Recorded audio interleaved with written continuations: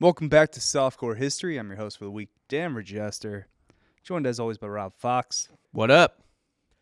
Got my favorite new hat on. I'm having a good night. What is that hat? A while back, we did an episode on the Patreon or the main, I can't remember, about the Wyoming State Penitentiary All-Stars. It's a baseball team full of murderers and killers and rapists and probably a black guy who got arrested for driving black. They played a lot of high schools. Yeah, they would play high schools. But anyway, this is a baseball team in a Wyoming State prison. And the warden, so Shawshank Redemption, I feel like, not a totally inaccurate movie in terms of like prison wardens being corrupt bastards trying to make a dime off their guys. Hasn't changed. Probably not. Slave labor is a thing in private prisons to this day. This team, and you can watch our YouTube to see the hat if you want, I guess. This team was really good and beat the shit out of a couple high schools, and their best player was on death row. He was a literal murderer. They were teaching them life lessons, though, the kids. Yeah, I guess. Like, you get to work out a lot in prison, or... No, just older people are going to just, like, shove your shit in. Oh, yeah. No, a 16-year-old doesn't stand a chance against a grown-ass man. No. But, yeah, they beat the shit out of a couple Life high is full schools. of disappointment. And their star, whose name I forget, they were trying to get him off of off at death row so he could keep playing. No, he was ultimately made into shoes. Yeah, correct? He was executed, and then they skinned him not alive. They skinned his corpse and made shoes out of it, which was a tradition in Wyoming at the time. All true. Go back and look for that episode. This is 100% true. Anyway, I was online one day on this website. It's one of my favorite episodes, actually. Really? Yeah. I was on this It's an website oldie. that makes old-timey baseball and other sports shit called Ebbett's Flannels. No free plugs. No, whatever. Well, that's where I got it. And anyway, I'm going to invoice them. I was like looking through their different states that they had, and I just saw Wyoming. I was like, what could possibly be from Wyoming? And it was this. It was the fucking prison team. And I was like, it was like 1 a.m. I was like, bought it. I was drunk. I was like, no questions asked. I did an episode on these guys. Fucking done. We're going to talk about a man Eastern prophecies foretold of a God-sent Savior King whose arrival would be announced by a star and his rise to power would crumble an evil empire. Feels like it's not Jesus. We, of course, are talking about Mithridates. Okay. I don't know anything about this person. In the 2nd century BC, a comet lit the world up and made it appear, as Roman historian Justin put it, as if... Justinian? No, just Justin. Justin? Okay. Historian Justin. Sick. I mean, that was a name back Yeah. then. He put it as if the sky was on fire. It passed in 135 BC, coinciding with the birth of the Pontus prince, and again in 119 BC during his eventual coronation. Oh, Pontus. They're a very annoying faction in Rome Total War. They're in modern-day Turkey, so they're kind of a Greek, Eastern Greek situation. They're all up in the Black Sea. Yep. And, man, they're annoying. It's like they just won't ever go away. We're going to talk about how annoying they were today. Fuck yeah, let's go. It's like, because they, and then one time I tried to play as them, I was like, I wonder if they're fun, because their units suck ass. I don't understand. They had terrible, terrible units. Like, I don't understand how they kept being such a bother, but they were.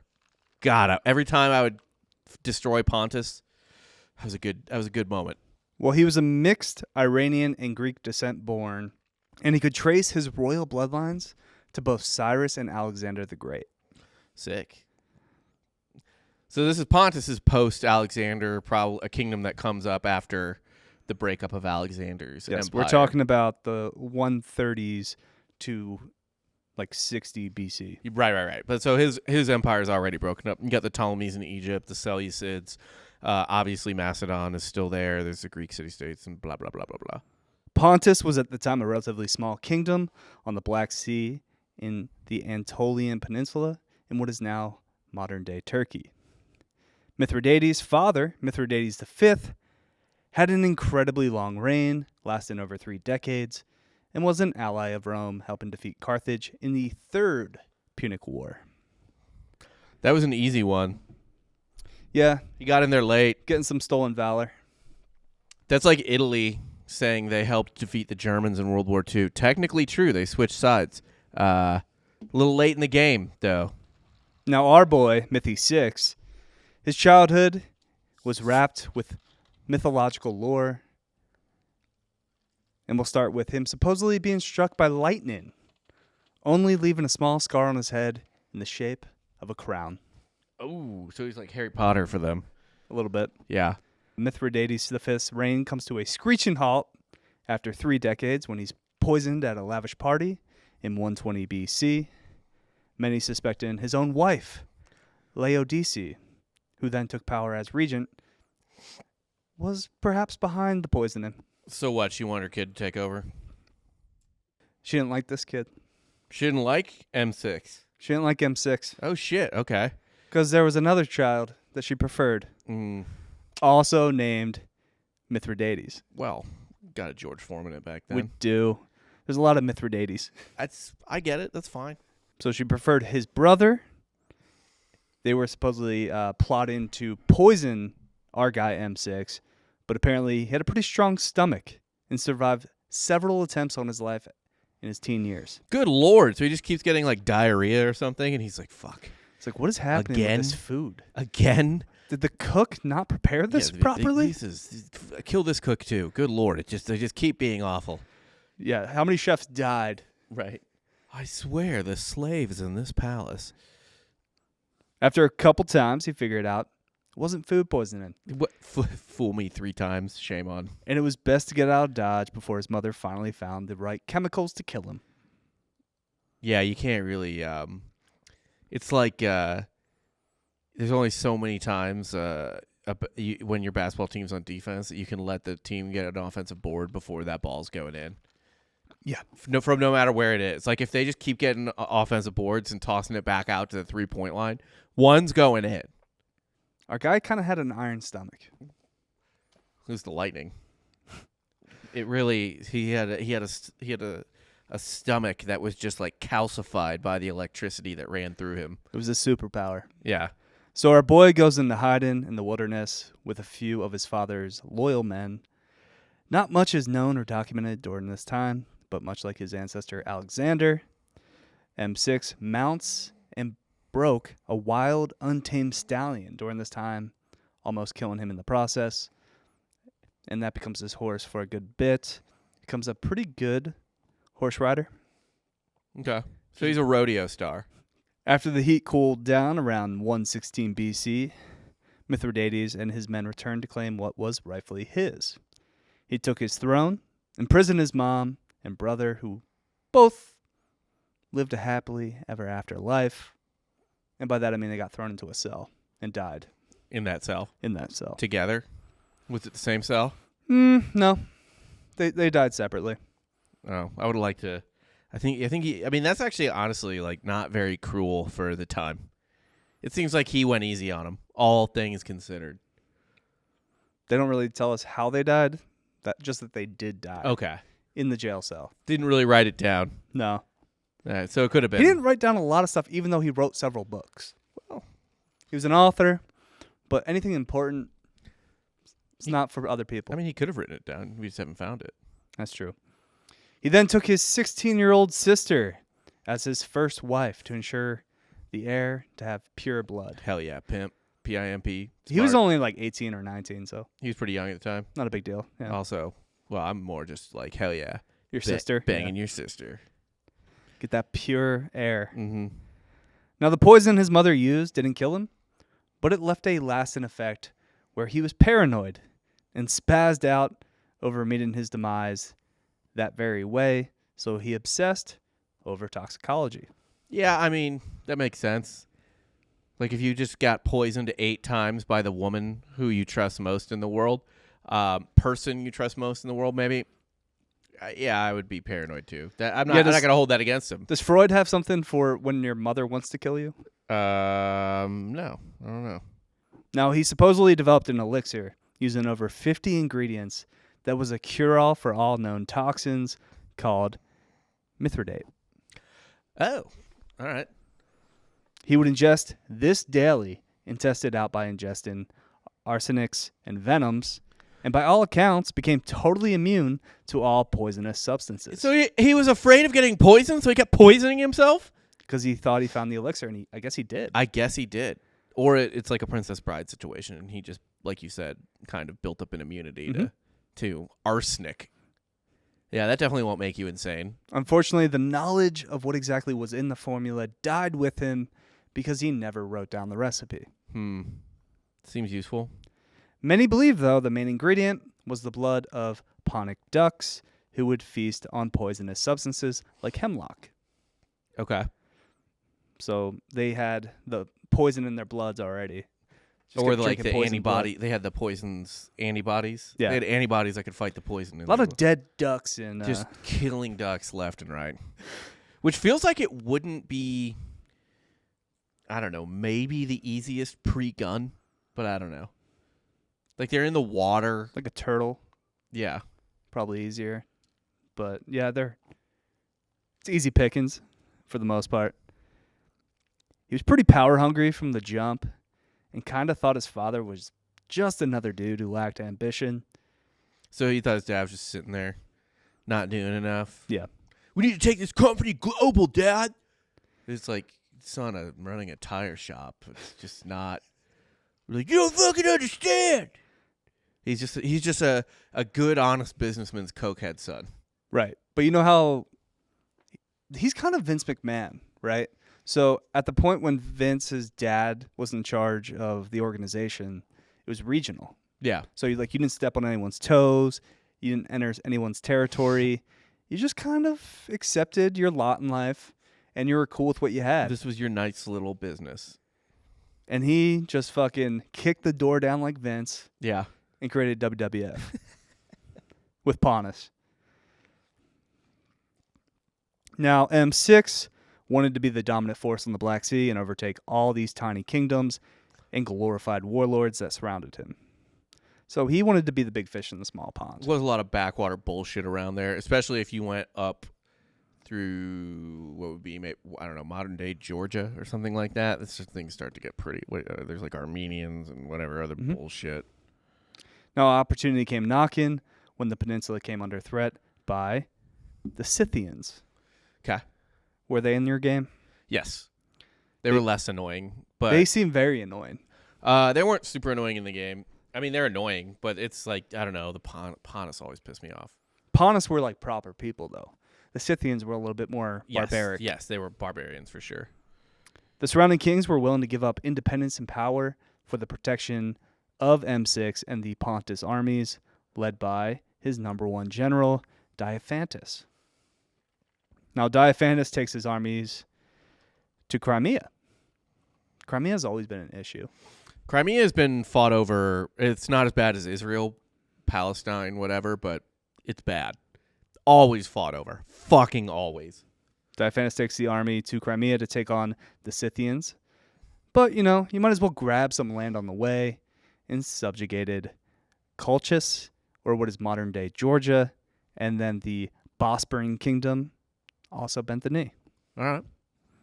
These smaller kingdoms realized they didn't have the resources or men to battle the barbarians and would rather squat up. Like, who do you want to be ruled by, the Scythians or the fucking... You want to be ruled by a civilized power. Right, exactly. As soon as Diophantus and the Pontic forces reached Crimea, they were greeted with a surprise attack by Palachus, the king of Scythia, but managed to ultimately crush the opposition and claim victory, becoming the first foreign invader to take down these chodes. Seems unlikely. I mean, they both have shit units in Rome Total War, so either one could win, I guess. Hard for me to say. It's, man, you're just going to really undersell this guy's kingdom because you hate him in the game. Yes. Oh, the Pontus is fucking so annoying in that game. Now that the Scythians were no longer a threat, the Bosporans wanted independence, and they throw a coup, killing their king who bent the knee. Not really taking kindly to them taking back their word, Diophantus goes in and squashes that revolt really quick. I'm happy for him. Okay. I don't know. Do you have a problem with Mithridates not leading his own army? No. I think kings probably did it too much. I mean, he should probably travel with it maybe, but maybe he's got, shit to do at home. I think, how many plays do you want your head coach calling? Well, as a man who just had his head coach give up play calling and then leave the school to go play call for another school. I don't want my head coach to have anything to do with play calling. Right. You want your head coach administrating. So, yeah. You want CEO. Yeah, you want a CEO head coach. So let somebody else call the plays. Yeah, especially if you know he's a better general. Yeah. Don't get in the way. Don't. I mean, that was one thing that I want to say typically FDR and Truman and certainly George H.W. Bush were all good about in their wars, is they more or less let their generals do the work. Like they weren't poking in there or whatever. Lincoln, on the other hand, he sat back and let Grant and Sherman do their thing, but earlier on he had to intervene because his generals weren't doing enough, and he had to be like, fucking attack. And McClellan was like, I need 20,000 more men. He's like, I've given you 140,000 men. You outnumber the rebels by a lot. Just fucking attack. And then Meade was like the same thing, beats the rebels at Gettysburg. And Lincoln's like, why didn't you follow them? But yeah, a good leader lets his pros do the thing. You know what I mean? A good coach lets his subordinate coaches fucking coach.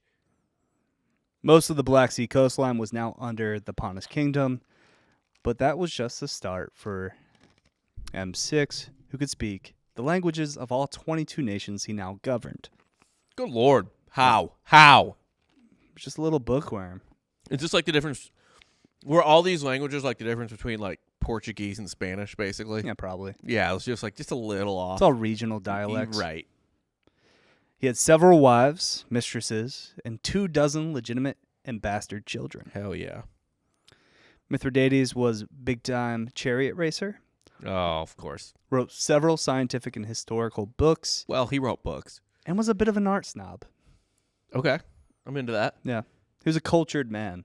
Bringing art to Pontus, trying to make this backwater little kingdom. It wasn't backwater. It's backwater. They're Greek. Yeah, but they're like an Iranian. Outer Greek. Yeah, Alabama's America. It ain't the same as New York. He's Greek and Persian. Those are like two of the most cultured. Sweet. I'm just saying, America, Greece is one big, the Greek culture. Yeah, it encompasses a lot, but there's different types, different, levels of class or whatever. The same way in the United States, right? Like, we're all in America, but there's a fucking difference between eating at a restaurant in Chicago or San Francisco and Mobile or fucking Jackson. Right. He would be more in the Chicago. Yes, he's not New York, he's not LA, but he could be Chicago. He's maybe St. Louis. Maybe. Dude, you're just a big time hater because you fucking Tulsa? hated these people in maybe your game. Tulsa. This is like eating the nicest restaurant in Tulsa. It's Pontus. Give it at least Oklahoma City. God damn, man. Bricktown? You ever been? To OKC? Yeah. Yeah, sort of. Now, there's really only one other power in the region of Asia Minor at this point. Bithynia. Don't know that one. M6 didn't see a reason to beef with them and decided to make a war pact to invade the land between them, Paphlagonia, and split it between the two kingdoms. Oh, so like Germany and the Soviets with Poland. Like Hitler and Stalin being like, hey, bud. You want to split up Poland? Yeah, it's the land in between us. What if we just take it? Let's do it. You go from your side, we go from our side. We meet in the middle. Who do they think they are, having a country? They do this easily, and it finally attracts the attention of Daddy. Rome. Yeah. Rome believed Asia Minor was under their umbrella of influence, and a regional power stack in land, power, and resources was bad for business. No bueno. Yeah. Can't let anyone start to feel themselves. You got to kind of squash that immediately. But Rome was busy fucking around in Africa and didn't have the bandwidth to do anything but give Mithridates a stern talking to. Which is stupid, by the way, because there's way more money in Asia Minor. Mm-hmm. And that's true in the game, Rome Total War, but it's also just true in real life. The East was Rome's moneymaker. Asia Minor Syria, Palestine, Egypt for sure. All those places. That shit was printing money. North Africa, like Carthage is worth a fair amount. But like the rest of it, like the rest of North Africa, kind of whatever. Mithridates then falls out of favor with the king of Bithynia, Nicomedes, over control of Cappadocia. Oh boy. Just a lot of places I don't remember the second after you say them. It's a land Mithridates' sister was now in charge of when her husband got assassinated, probably by her brother's orders. So she sides with Nicomedes and agrees to marry him. Okay. So she's technically in charge of Cappadocia. Sure. Cappadocia. This fucking city. Cap Town. It's just a piece of land. Cap it's not City. a city. Whatever. Cap Country. But it's very important to this story because they just keep kind of beefing over the same piece of land. Oh, okay. So it's like an Alsace-Lorraine, like fucking everyone's just, no, it's mine. No, it's fucking mine. Punic forces go in and break that shit up, and they drive both his sister and Nicomedes back to Bithynia. Mithridates installs his brother-in-law's assassin, Gordus, as regent. So the guy that killed his brother-in-law, that assassinated him, is now in charge of that area. It was really to stick it to his sister. Yeah, just to be like, fuck you, bitch. And then he installed his bastard son to eventually take the throne.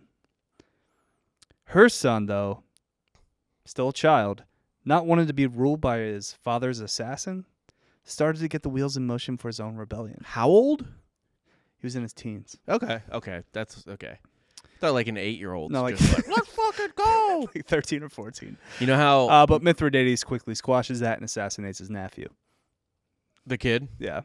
So he was probably old enough at that point to be like killed, but it was like, I guess, at least for the Romans, but I think this was like a thing just in general at the time in that area.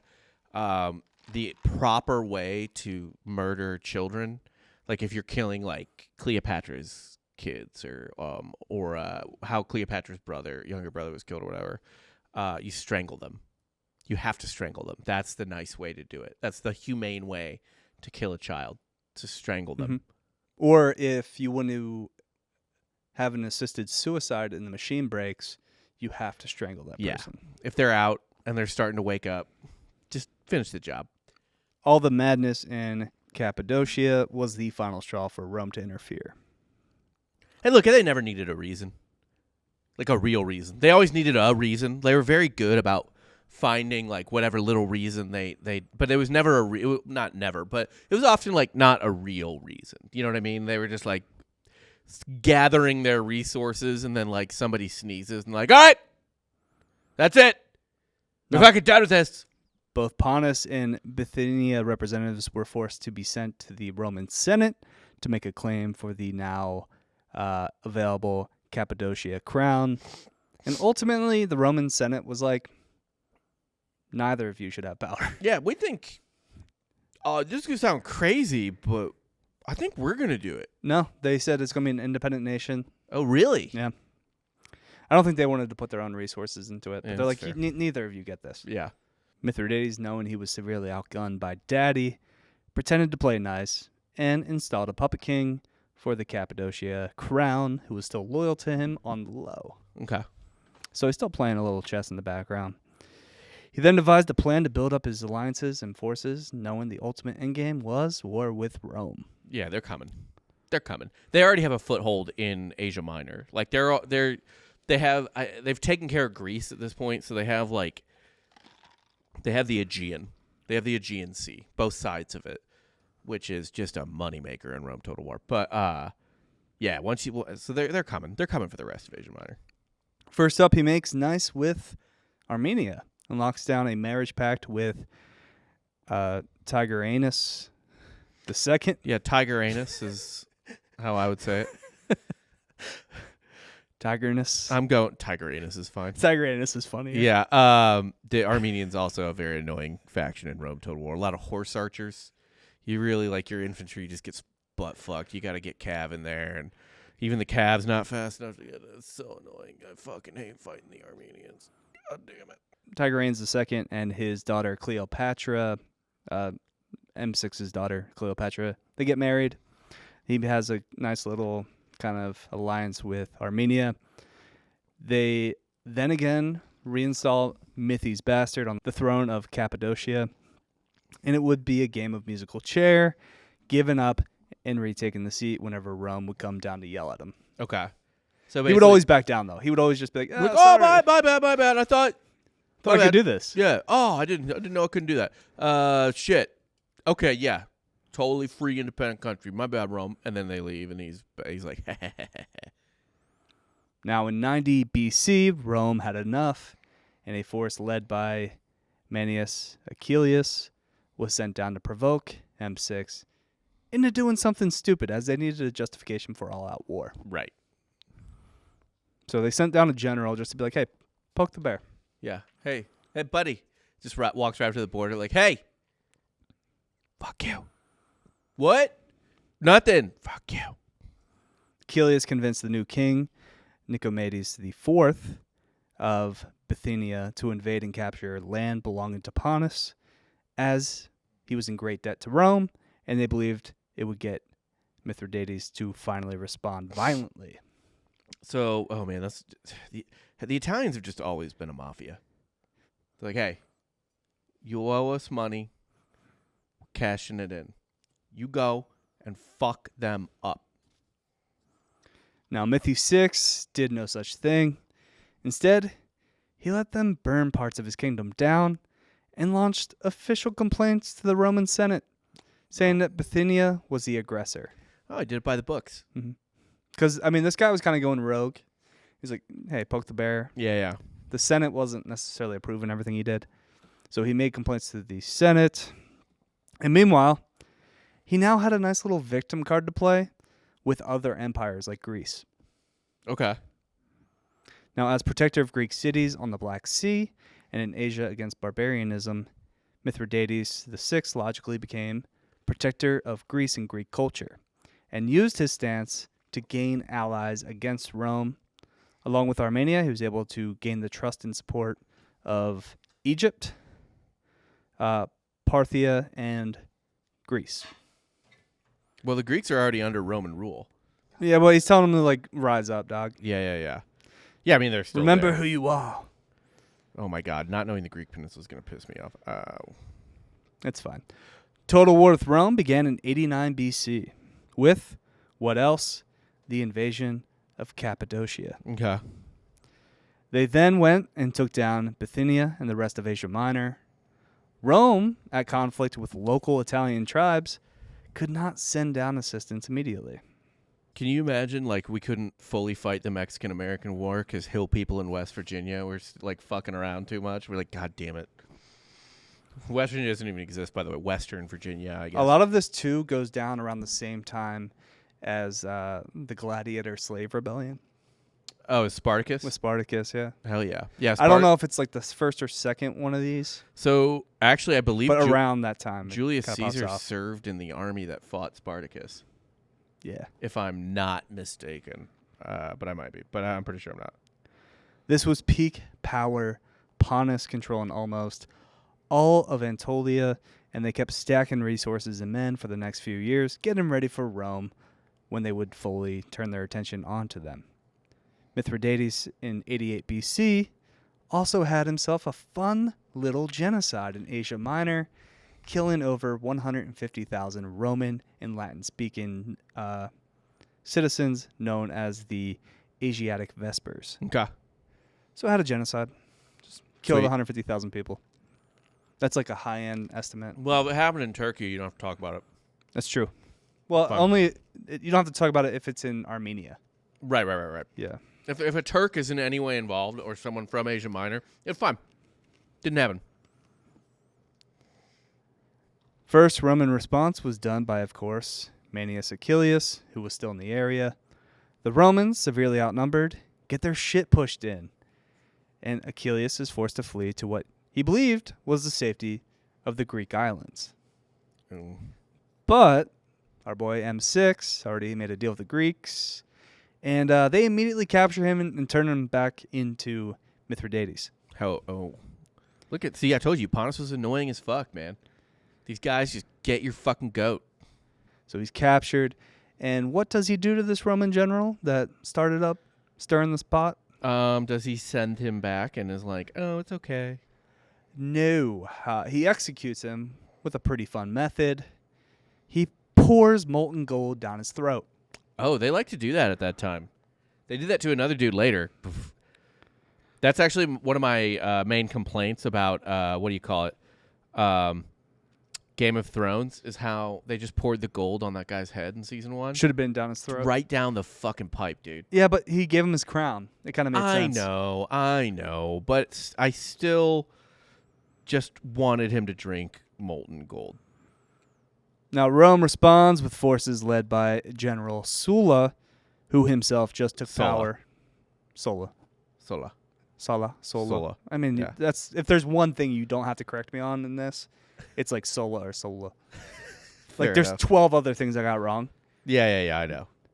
Now, Sulla's warpath through Greece was clinical, even taking Athens down. He, along with his fellow Roman general Fimbria, push Mithridates shit in, getting incredibly close to ending the Pontic Empire right then and there. So, like, they probably could have executed them then. Fuck. They squashed us really quick. But more trouble brews in Rome, and Sulla has to go back and do some housekeeping. So he doesn't get to finish the job. More shit back home. Sad. Sulla was one of, like, I feel like Sulla was like a big deal in Caesar's life. He was like a precursor to Caesar. Seemed like a okay guy. Yeah. And by that I mean he just seems like a good general. Yeah, he's just just a Roman dude. He's a Roman hero, basically. You know what I mean? Like, he's like if I don't even know. He's like someone like if Caesar is Patton, then he's like Grant or General Pershing. Sure. Yeah. He then offers Mithridates terms to surrender, giving up most of his conquested land, paying Rome a relatively reasonable tax, and knowing he was close to being totally slaughtered, he agreed, and the war ended in 85 BC. Okay. Sulla placed a man by the name of Marina in charge of Asia Minor to keep tabs on the pesky Ponics. Have to. Now, Marina was still hungry for action. So he started just raids. Just raided into the Pontus region. They're all hungry for action. Like, you can't just sit there and do a good job watching the wall. You know what I mean? Like, you don't get any headlines for that. All of these dudes, everyone's chasing headlines. Everyone's got to make a name for themselves. Like, there's no one that's just going. So, like, really, and honestly, somebody who sent him there probably knew that, right? Because you know the guy that is just going to watch the wall, right? Like, you know the guy who's going to be a game manager, the guy who's going to quietly do his job versus the ambitious asshole who's going to make trouble. And Marina was the ambitious asshole. Yeah, like you make those assignments understanding the personality of the person you're sending there. Mithridates now had reason to fight back. He responds with his own forces, and we had a smaller second war, but Rome's not fully invested. It's just kind of this dude and his unit. Yeah. Mithridates wins, and Marina was then summoned back to the Senate to face charges of going rogue. Now, the third and final Mithridatic War was the big boy, and that began in 73 BC. Mithridates sided with public Roman enemy number 1, Sertorius. After Rome planned to annex Bithynia again, Mithridates was getting some early dubs, most notably at the Battle of Chalcedon, where he basically wiped out the entire Roman fleet in the Asia Minor region. Okay. Unfortunately, reinforcements were sent, and Rome was now ruled by Sulla's protégés, Lucullus and Pompey. Pompey. It's not Pompey. Pompey. It's P. What is it? It's Pompey. Pompey, whatever. That's Caesar's I thought it was Pompey, but it's P. That's Caesar's main enemy. Now the tides turn, and Mithridates is forced to retreat to Armenia.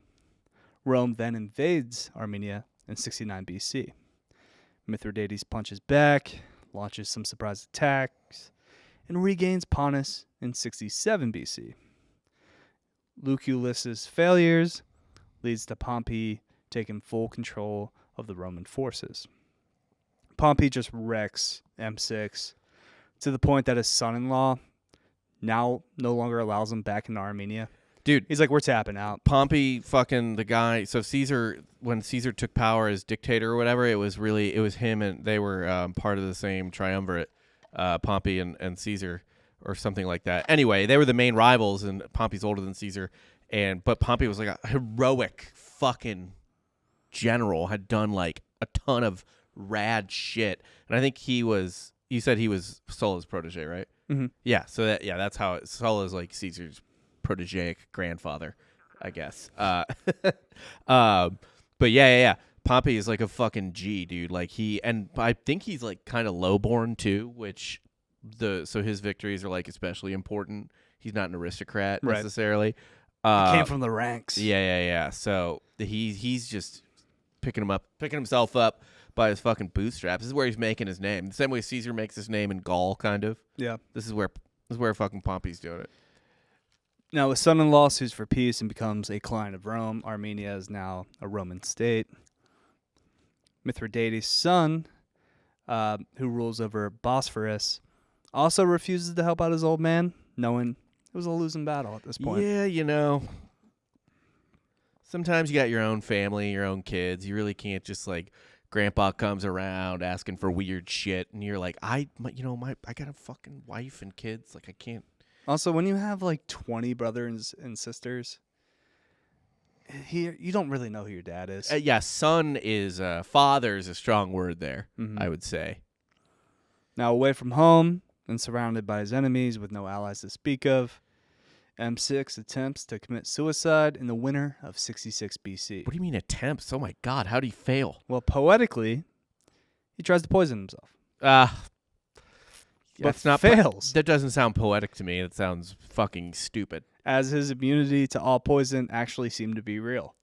He tried like every type of poison. It would not kill him. He's not immune to a knife. Just fucking do it with the knife. Yes. So after the poison did nothing, he got his bodyguard and close friend to strike him down with a sword. Okay, great. There you go. So he committed suicide via murder. Friend. Yeah, he's like, hey, yeah, the bro side. He's like, hey, man, I need you to just fucking stab me in the neck real quick. Now, Pompey, ever the honorable man, gave this leader a proper funeral and burial with his ancestors and his remaining children and wives who were meant to join him in the afterlife. So he killed all of his wives and kids. Yeah, perfect. It's like, hey, guys, it's fine. We're going to be in heaven. See you in heaven. See you in Greek heaven. Whatever that is. Cool. Yeah. Yeah, Pompey's just like, no, we're not gonna have any revenge tale here. Yeah. You're all gone. Yeah. You're all dead. Fucking. I mean, I told you the kids probably strangled. Possibly. And that is the story of the Poison King, Mithridates. The man who was immune to poison, knew he was immune to poison, and then tried to kill himself with fucking poison. It's really just funny to me, though. You got a heat check at the end. Yeah, you're right. He's like, you got to know you had something right. It had to have been a while since he tried, since he had drank some arsenic. It's like, I wonder if I still got it. And God damn it, did he still have it? If there's ever a time to see if you're immune to poison, it's probably when you want to kill yourself. Yeah. I mean, what do you have to lose? Right. It's like, oh, worst case. Yeah. I do what I want to die. And it's yeah, I do what happens, I fucking die.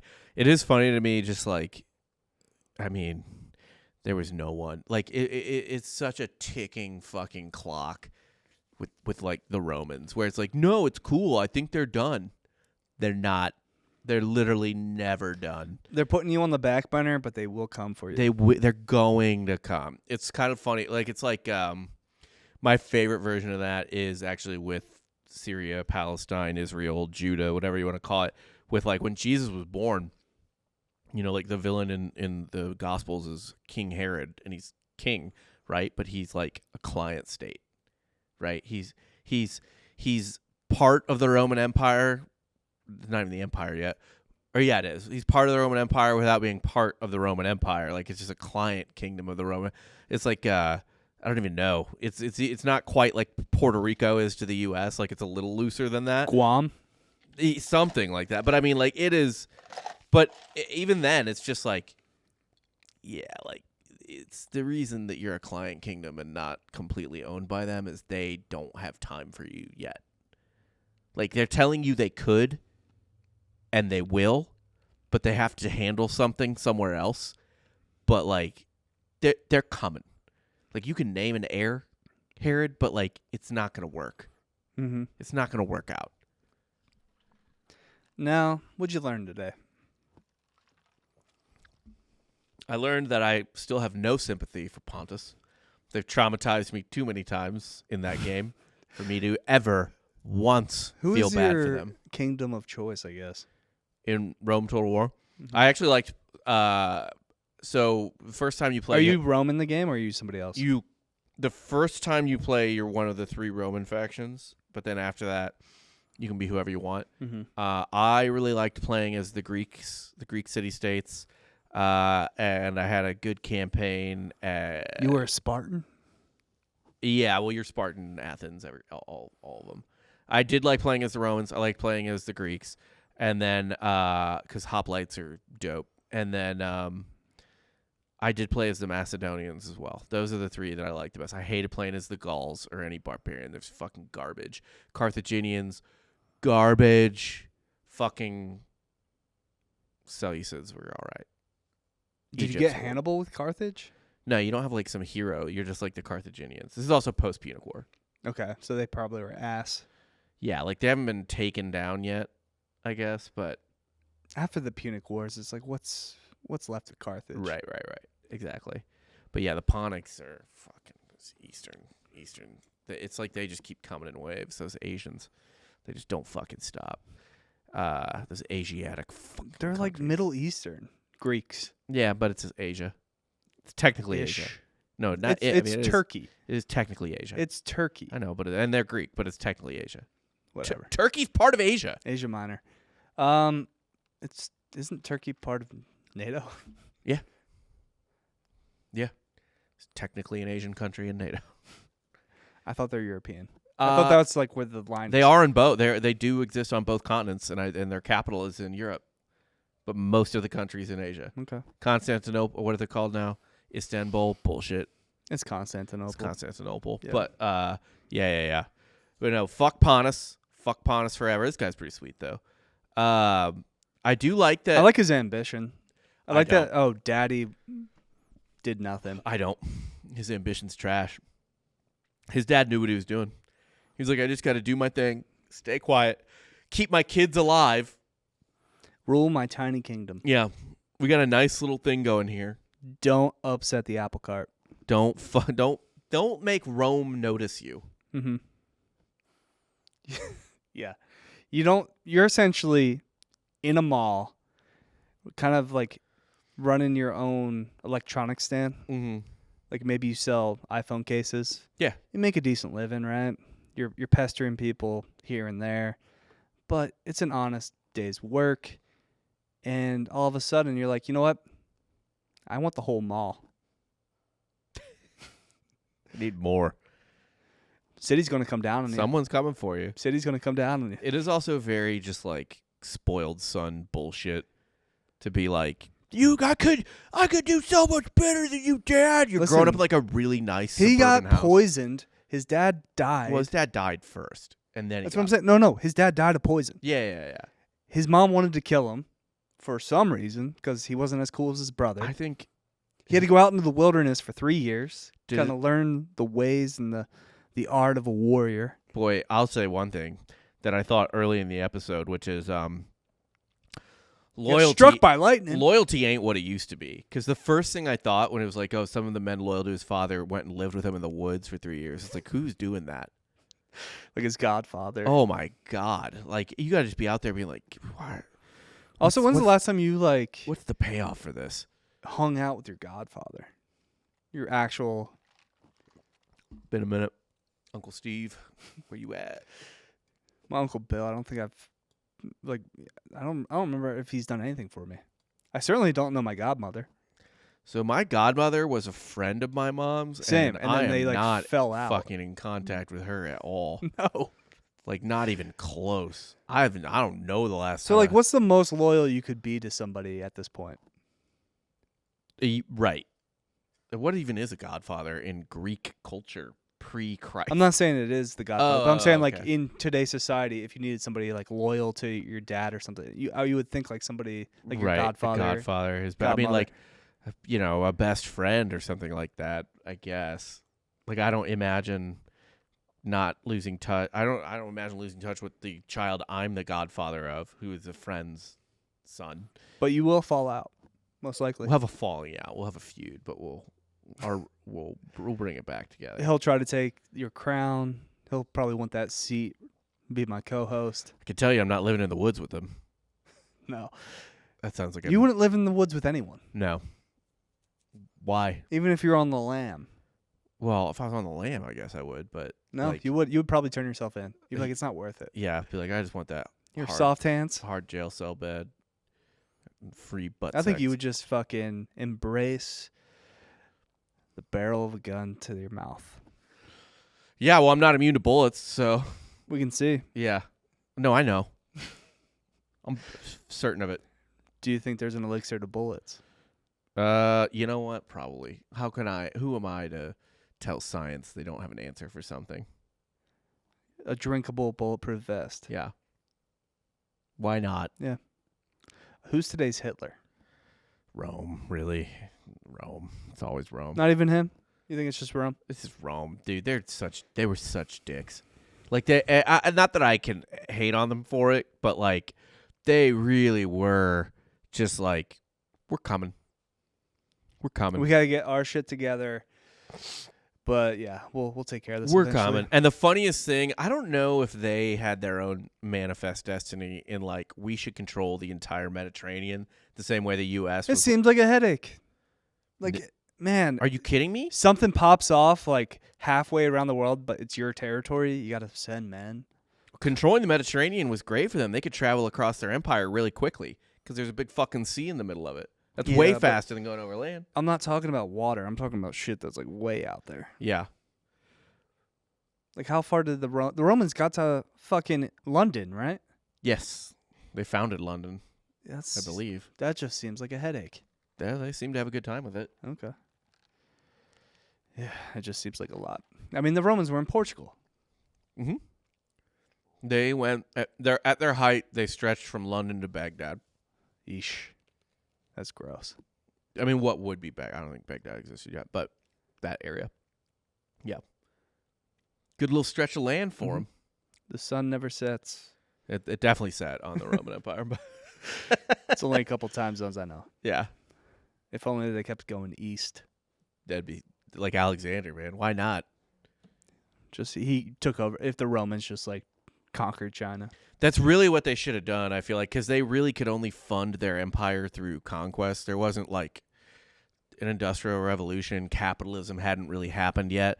So There's only so much money you can make on wine and olive oil. right, like the economics were a little different. So they should have just built the wall at, the border with Germany, keep those fucks out, and just move east. Hit the Huns before the Huns hit you. Start taking all their gold and wheat and what little mini ponies they ride on. Be proactive. Yeah, you got exactly. Or go down into Arabia, see what treasures they have there. Actually, they should have gone down to Punt. Really fucked around in Punt. So that actually would have been useful too if they had gone down to Somalia and kept. They did make it to the Persian Gulf, but they didn't keep it, like Basra and stuff like that, and set up a trade route with like a direct trade route with like India and China. They could have done that, I guess, but they didn't hold on. They didn't have the foresight. That's what happens when you schedule a civil war every 4 fucking years.